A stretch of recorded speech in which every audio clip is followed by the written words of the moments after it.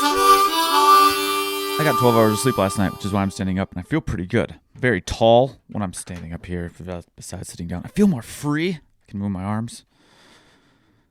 It's kind of weird, right? I don't really know what I need to talk about today. I'm just going to kind of go, I guess. So get this. One time, when I got out of the mental health hospital, I had this set of rules in my head about how things were supposed to be, and I thought I knew what was going on. So, for example, I remember getting out and one day going, "Hey, nobody's really thinking about you as much as you think they are." There's this thing called mind reading, where you can read people's minds and you just assume you know what they're thinking, which is complete bullshit. And I know they're cognitive biases, and I even have this thing right here, which is just full of different cognitive biases, 52 of them, essentially, to help relearn what they are and recognize them. So, one, they aren't happening to you, and you can see it happening in other people. And there's a bunch of them. They call them automatic negative thoughts, which is ANTs for short. And I just remember thinking, like, is that true? And the sciencey side of me, my science brain was kind of like, this is weird. Let's test this. And so I used to think, as I was walking, from like the weight room down to the track, people were like, oh, there's that guy. He's not really working very hard today. I wonder what he's doing. That every time I passed somebody, someone would walk in front of me and they'd have this conversation, this thought process about me. And after I learned this thing, I remember walking from that weight room down to the track to go do a workout. And sometimes the thoughts in my own head were like, oh man, he's going to fucking kill that workout today. Sometimes it was like, fucking guy looks tired as shit. What a piece of garbage. I know what's happening in his life, which is weird because nobody really knows what's happening in your life except me. I know what's happening in my life. So it's just me projecting what's happening, right? And I remember looking around at people, making eye contact. And I used to think people were just staring at me all the time and thinking they knew what they were. I was mind reading. I was literally reading their mind going, I think I know what they're saying about me. I know what they're thinking about me. And I realize it's kind of complete bullshit, right? You kind of realize that if somebody walked in front of you, you don't really think about them very often, especially strangers, right? Someone walks in front of you, you might have like a quick thought, like, oh, that's a nice old lady. Like when I was at the mall yesterday, I was like, oh, that's a nice old lady, smiled at my kids. Haven't thought of her until this moment when I was like, I need to find some kind of example of mind reading in reverse, right? Zero thoughts about her. Then you're like, maybe that's how most people think about other people. Maybe that's what's really going on. More people worried about their own lives and their own things, that they have the audacity to maybe think about somebody else's life. That's weird, right? It's a weird kind of mental breakdown you have. And when I had that, it was kind of like, oh, fuck. I was walking from that weight room after I had this realization, looking in people's eyes, and all these people I thought were looking at me. You get a nod and a smile every once in a while if you made eye contact, if they caught it. But most of the time, you just kind of walked right by them, and they were worried about their own workouts, Or maybe they weren't. I don't know. This is me mind reading, but they didn't care what I was doing. I don't really think anybody did. And that's weird, right? It kind of breaks the structure you have in your life. It kind of breaks it all down. You can start to go, oh, shoot. What else am I doing this with? And that's kind of where this whole kind of journey has been through, is this constant breaking. And I just had a conversation with my friend Sam, and he's like, yeah, I feel like we've kind of broken out of the matrix a while ago, and I'm trying to pull our wives out of it and kind of show them that there's just a lot of this weird bullshit. If you haven't seen The Matrix, I'm sure my people who watch this, I'm sure have, because they're fucking awesome people. And if you haven't, you're still fucking awesome, but you should check out that movie anyway. But it's about like a bunch of machines, using humans as batteries to power their world, and they have you kind of in this state. They call it the Matrix, this world that's not real. You're just kind of sitting behind the Matrix, in this puddle of goo. You kind of do it, and that doesn't really matter. But it's just like this fake reality that they kind of give you, right? And I feel like we have that a lot where, and there's this, I don't want to call it the Matrix, but I don't know what else to call it, but there's this like societal norms, which is essentially a matrix, And I just had this happen the other day with one of my very good friends. he was telling me the story about this horrible person in his life. I was like, yeah, what a fucking cunt. And he's like, whoa, good word, can't use it. It's not a great word. And I've had this conversation in this podcast already. But cunt is just a word. It's a combination of sounds that come out of your mouth that we put meaning on. And if you go to other countries like Australia, they use that word freely. It's not as weird. But here in America, it's still not the greatest word. It's not as bad as it was, 10 plus years ago. We can say it a little bit more, but he's like older than me, and cunt is still like, wow, fucking word, man. And this is another example of kind of that matrix we have, right? It's not free. It's not free at all. But man, when I let go of that mind reading thing and started to go, I don't think this is real. I felt more free. Like, this tight shirt came off. Like, when you got to dress up and go for a wedding and you have like this fucking tight clothes and it sucks. And you're like, I have to wear this shit because they asked for formal dress here. And I'm trying to be respectful, but I fucking hate it. And I'm uncomfortable. These shoes suck, but apparently they look nice, even though they're pointed toe bullshit shoes. I hate it. These pants, I can't even pick my legs up if I have to run. What if someone starts chasing me? I just need to fucking go, but I can't. At least I look nice. So that's how life feels a lot of times for me. And I don't know if it feels that way for you. It feels like you're at a fucking wedding that maybe you don't even want to be at, because if the weddings you do want to be at,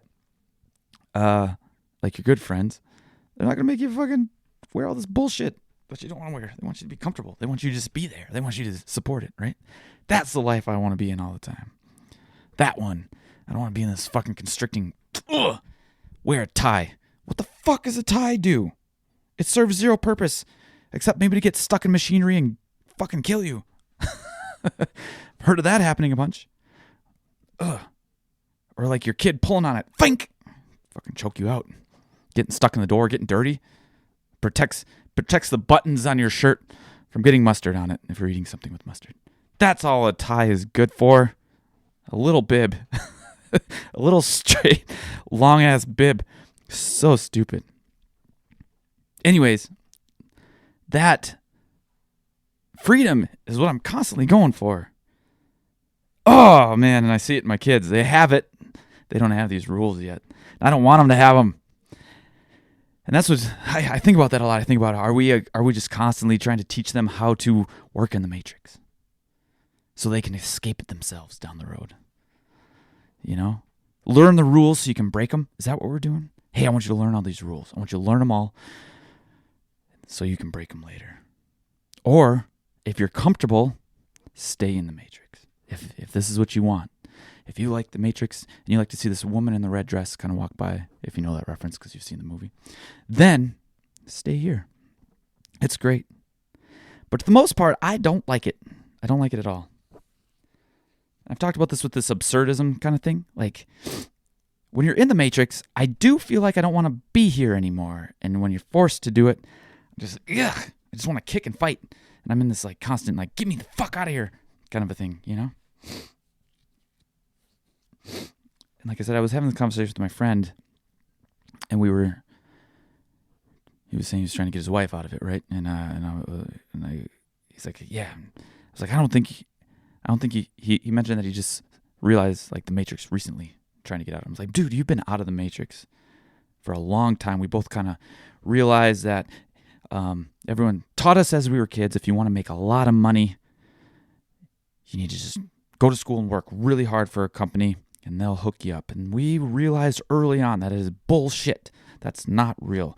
If you want to make real money or have a chance at it, you need to do your own thing. You need to be the guy in charge of the people making money or giving people money, right? You need to be the boss.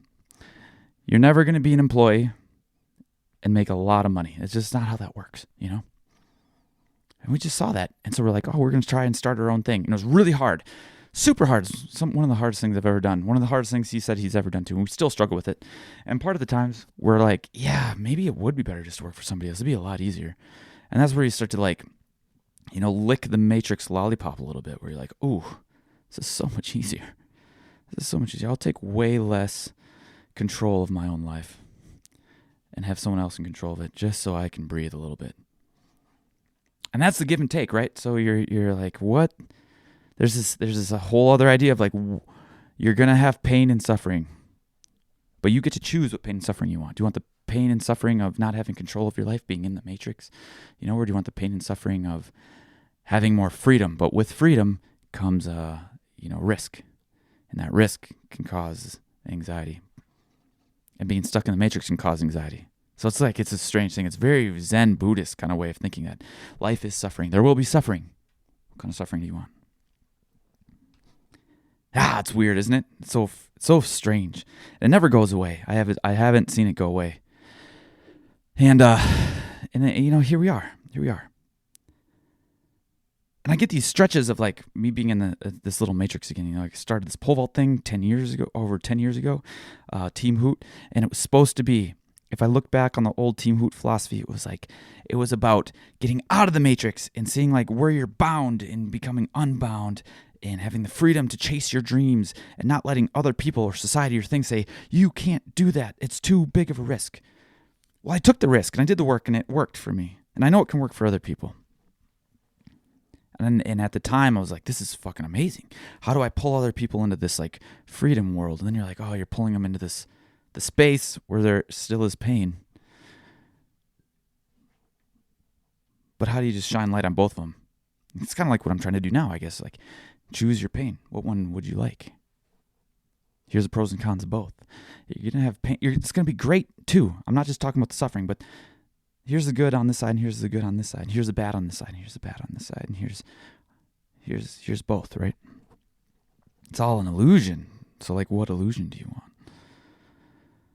He was also talking to me about social media and how we made this big post, this big video for an enormous company, and he sent it off to him, and he's been working with this company for a long time, and they wrote back things to fix, how it should match more with their PR relations stuff. And when I read it, it was like, you need to change absolutely everything. And then a couple days later, they were like, actually, the engagement is amazing, so don't change anything. Again, nobody knows what the fuck they're doing. I'm losing my mind here. Fucking losing it. And this kind of goes back to what I said a couple podcasts ago. I was talking about absurdism, right? Like, it's all just a big game, man.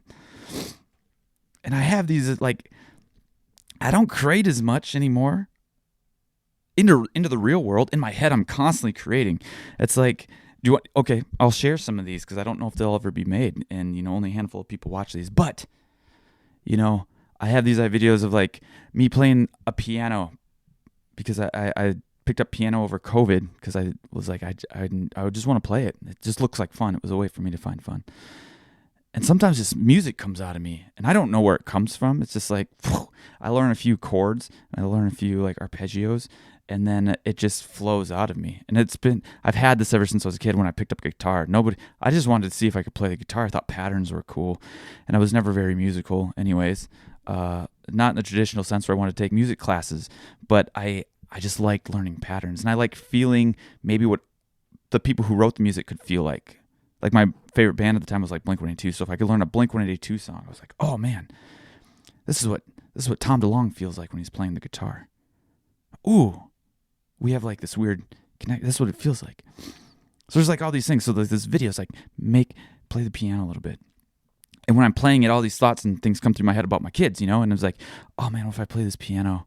And then I had like videos of my kids kind of coming out of it. And then like some of the hard parts. Or when like that part comes out of me. It's like music is visual emotions. If you're reading them on paper, it's like you can literally hear someone's emotions coming out. That's like a beautiful thing about music. It's like if your emotions are like waves, right? Like energy in your body. Like sound waves. Let's just call them sound waves in your body. Some kind of like waveform in your body. It's just, you can kind of feel it, right? And those waveforms come out in sound waves coming out of the piano. Like they come straight out of your fingertips. Or if you're playing drums or guitar, it doesn't matter what it is, but it comes out. It's like internal feelings out into the world for other people to experience. Like, that's beautiful. To me, that's one of the coolest things ever. And I feel like I do that with videos too. And I'm not allowed to express them as much recently, but I used to. And then this matrix thing, again, is like, with pole vault, fell into this trap of like, that's what I was doing. I was like, here's what I learned about the sport. Here, learn this. Here's something cool. Here's what I find beautiful. Here's this community and connection and stuff. And then it turned into like social media algorithms where you have to try and beat the algorithm and not necessarily, you don't get rewarded about, I wouldn't even say rewarded. It's like, you don't get as much engagement that way.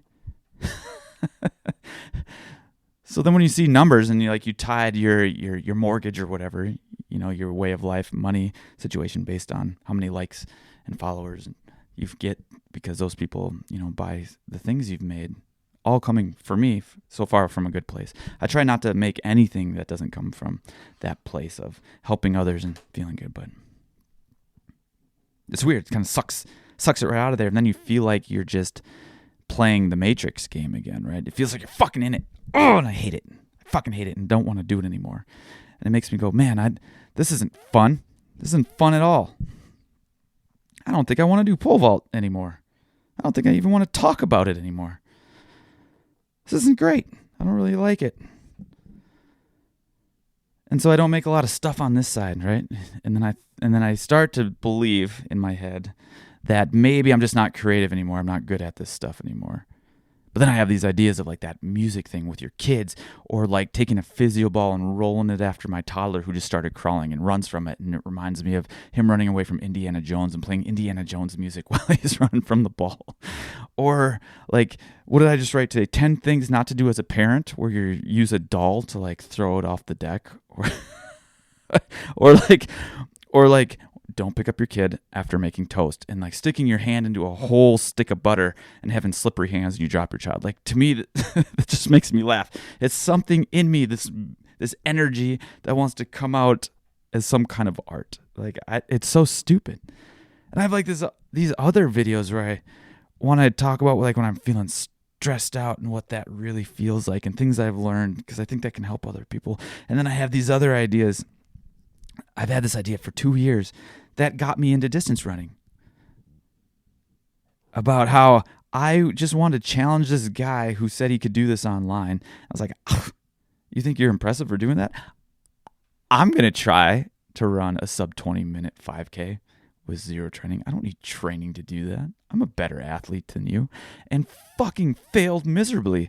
And it took a whole year of me thinking about this guy who didn't even know I was competing with him for a year. Still doesn't know. And he's the reason I ended up being a distance runner.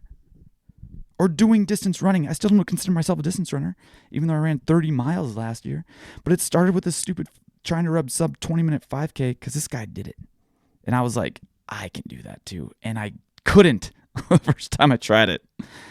So for a year, I trained to be able to do that, thinking about this guy every fucking day. Like that, to me, that sounds like a really fun video to make. And I think I'm going to make it. And yeah, it's just wild. That this Matrix thing, right? And I feel good when I can just play. And here's my problem. Here's my biggest problem right here. When I can just sit in the space of absurdity with life and all, like there's shit on my walls right here, right? If you can see, I don't know if you're watching this video, there's just shit everywhere to try and remind me to get out of the Matrix. There's a picture of George Carlin looking suspicious at a Bible, like, ooh, while he's holding the Bible. It's hilarious to me. I literally made that. I found a picture of it. I turned it into a canvas and I made it. I have a monk on fire over here protesting a war.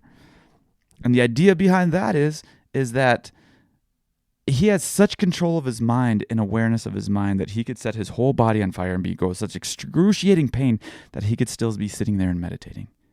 And I was like, holy fuck, if he can do that, that means probably anybody could get there. He doesn't have anything special, you know? That's wild. That's the power of our minds here, right?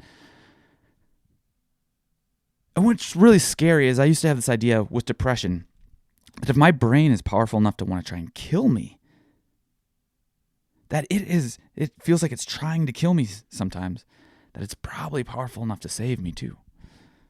So how do I flip that around on its head? And that was a fucking game changer, right? Like, oh, it's not broken. It's just being used the wrong way. How do I use it the other way? I used to have this idea about, like, X-Men in the movies, and at the beginning of the movies, they all had these powers, right? But they didn't know how to control them yet. They didn't know how they worked. So you had like Cyclops, the guy who shoots lasers out of his fucking eyes, and anytime he got wound up, flank, he was cutting down trees and almost killing his friends and putting holes through the wall of his school, and he couldn't do it. He couldn't figure it out. And then with training and these special glasses and all these other things, he was able to use it when he wanted to, and use it for good, use it to help things. And that's how I guess I look at our brains that way. I look at my mind that way. I look at our bodies that way now too. I look at the whole thing like, okay, a lot of times I feel like I'm just burning the school down and cutting down all these trees. But with some training, it can be a superpower. And that I guess is why all this stuff's on my wall. Why I think about this Matrix idea and how the world, it seems like, society, especially social media, wants us to be upset and angry all the time.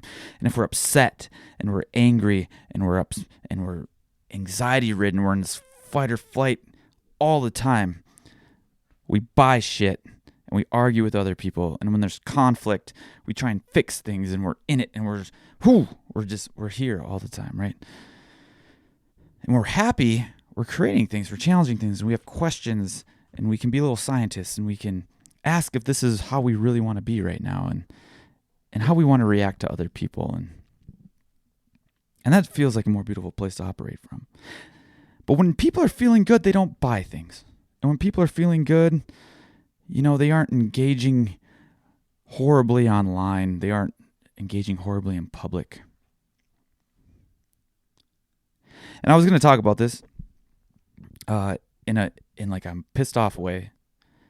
And now that I'm sitting here, there's another way to approach it, because I'm feeling pretty good today. I think I got 12 hours of sleep last night because Carrie took the kids to go see our niece's dance this morning. So I got to sleep in for the first time in months.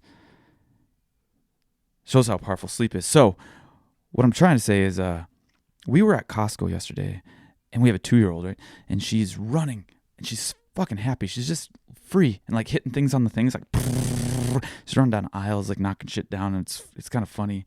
And we've been trying to warn her that every time she gets to an end, just look both ways, right? Because she might get hit by a cart. So she look out for carts. So she stops. But this time she was so into like playing that she was running and running and running and running and running. And she ran out into the field and we're like, Amelia, stop. And this worker at Costco pushing a cart stopped, looked at her angry, and then took her cart and like kind of flinched it at her. Oh, like you stopped and then you look like you were just going to hit my kid because maybe you're having a bit. And I'm mind reading right now. I realize I'm doing it. I did it yesterday too. I'm like, the fact you did this to my kid. Oh, I had these images of like, oh, I will get my membership taken away. Not just for calling you a fucking ugly ass bitch, fuck ass cunt. Like, I don't know. All these just words that don't make any sense just came out of me. That's not what I would have said. I would have been a little more put together than that. But then I thought, I'm going to break her knees so she can never walk again. She'll think every time she looks at her knees, she'll think that 2-year-old she was going to hit with her cart. And then this like mama bear kind of came out of me. But I'm not a mom, right? And the mama bear is like softening for, this is a weird thought I had. So if you say someone's being a mama bear, it's like, okay, that mother can do violence because she's a mama bear and she's protective, and that's okay. But if you say daddy bear, it softens it up too a little bit. But man, I wanted to elbow that bitch in the jaw. That's what I wanted to do immediately. I was, ooh, you do not fuck with my kid right now. I was so mad. It came out of me. And it's so funny to me again, Matrix thing, that you can't protect your kid that way through like any sort of violence or altercation, right? You can't call that bitch a cunt in public. Even though she was trying to hit your 2-year-old with a cart full of Costco bullshit, right? You can't do that.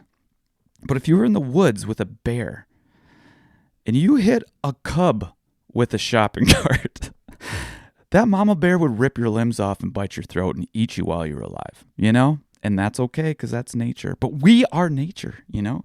And we forget this. We're supposed to be better.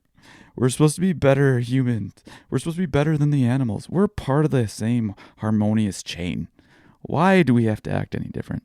And you know what's weird, especially with this administration and all this stuff going on? I'm not going to be political about it, but we had rules in place. And when we all follow specific rules, everything works better. And then we have this fucking guy who's not following any of the rules.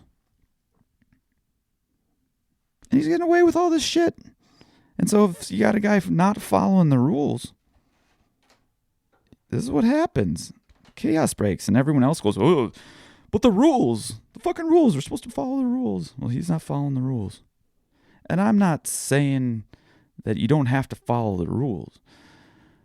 But I'm saying you don't have to follow the rules. You can challenge the rules. Sometimes rules are fucking stupid. You know? Like, I talk to my wife about this sometimes, that there are laws in place that were there in the 1910s. And it takes way more work to get rid of a law than it is just to make another one, so they have all these laws that are still there. And this one's fake, but there's laws like this. Like, you're not supposed to, stick your finger in a monkey's nose. It's against the law, in Utah on 5th Avenue. So, it's a law. They're man-made. They can be man-challenged. They can be man-broken. And that's how, I guess I'm going back to this Matrix idea. We have all these things in place, and they can be challenged. And we have these things happening in our brains, and we can challenge our brains, and we can look at it with curiosity again. And with this lady kind of trying to, she's probably just having a bad day, and again, I'm mind reading again. What I could have done is be like, hey, are you okay? Why'd you do that to my daughter? Or why'd you push the cart into my daughter? Had a conversation, maybe learned what was going on in her brain instead of having these assumptions. Because there's this whole other idea of replace judgment with curiosity, and I was judging her. Ooh, again, I want to drop an elbow on her face. I would have made her look different, for sure. For at least weeks, maybe the rest of her life. I was so mad. Protect that kid at all costs. But yes, it would have been much more helpful. And maybe for her too, to be like, hey, what's going on? Instead of immediately just, I'm going to pile drive you in aisle 7 next to the syrup. You dumb cunt. Oh, I'm still mad about it. I can feel it in me. But I don't know. I don't know why someone would do that to a 2-year-old. I don't know why someone, maybe she just stopped. Maybe she can't see. I have no idea. There's all these things I keep thinking, and I can't go back and change it now. But in our society, you're supposed to be nice to kids. In the Epstein files, there's a lot of people not being nice to kids. And so that's very strange too. But we should just forget about it. It's fucking so weird. Oh, man. So I'm going to end this on a positive note if I can. But at the very least, we should just try to challenge things. Figure out what's pulling our strings in this matrix in our own minds, what's real and not real, and it's very hard to know sometimes. And I've said this to people, I'm like, I don't know what's real anymore. I don't, and it's hard for me to know. It's hard for me to know, and that's maybe the hardest part. And people will say you're insane. You're an insane person for not knowing it's real. And you will be called insane for not knowing. You will be called insane for not believing what everyone else believes. You will be insane for challenging the status quo, and you will be called insane for trying things different than everybody else is doing. And I have lived in that space for a long time. This pole vault thing is probably the best example until 5 years in, I was called insane by people who have had posters on my walls, who I looked up to. And they said it was ridiculous what I was doing. It was stupid. It was cute is the word that keeps coming back into my head all the time. That one hurt probably the most. That's a cute little video thing you're doing on there. You can't make money online doing pole vault stuff. And now I bought a house with it. I support myself with these cute little videos for challenging the status quo, stepping out of the matrix and trying something different that hit me in the soul. That felt good to do. And yeah. Take a peek. Take a peek inside. Where's your brain going? Where is your brain? What can be challenged? What can't be challenged? Where do you want to go? I just want to feel happy all the time. That's a lie. I don't want to feel happy all the time. I would like to be in this space where I want to create and can create all the time. I can let my waves come out. Where do you want to live? Where's a space that feels good for you, where you can just it's your place. That's your that feels good. That kind of a place. And do you get there very often? I don't know. Thanks for listening to my rant today. My kids are home. They just got home, so I'm going to go hang out with them the rest of the day because it's one of my favorite things in the world. Life's meant to be experienced. Curiosity will get you there. Bye.